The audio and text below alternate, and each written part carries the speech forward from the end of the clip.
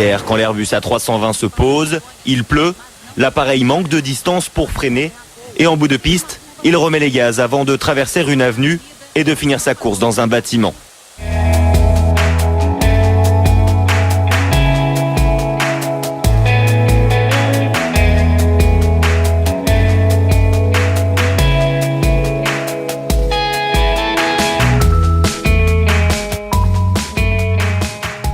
L'appareil mesure une hauteur d'eau de 0,6 mm. Je vais maintenant éteindre l'appareil en appuyant 3 secondes et me déplacer à un autre endroit pour effectuer une autre mesure. L'appareil s'initialise et mesure 0,6 mm d'eau.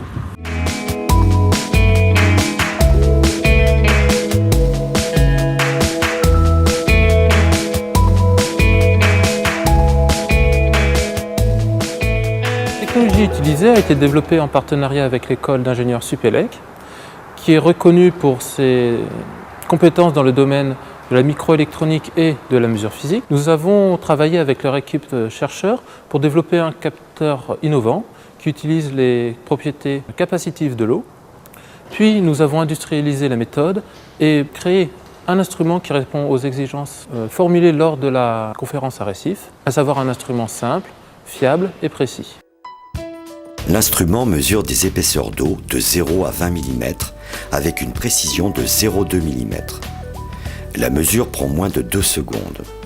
Le boîtier est étanche pour pouvoir être utilisé lors d'averses. Un travail a été fait sur la fiabilité de la mesure pour pouvoir donner un résultat avec une précision et une répétabilité sans commune mesure avec les techniques actuellement utilisées. Nous avons utilisé un banc d'étalonnage qui permet de garantir aux gestionnaires d'aéroport une mesure fiable de 0 à 20 mm sur la gamme de température de 0 à 45 degrés. Nous avons aussi utilisé un banc d'écoulement pour vérifier que les mouvements de l'eau ne perturbaient pas la mesure. Nous avons aussi utilisé l'instrument sur des vraies pistes d'aéroport en conditions réelles et chaque instrument est calibré individuellement. Cet instrument est destiné au personnel en charge de la sécurité aéroportuaire.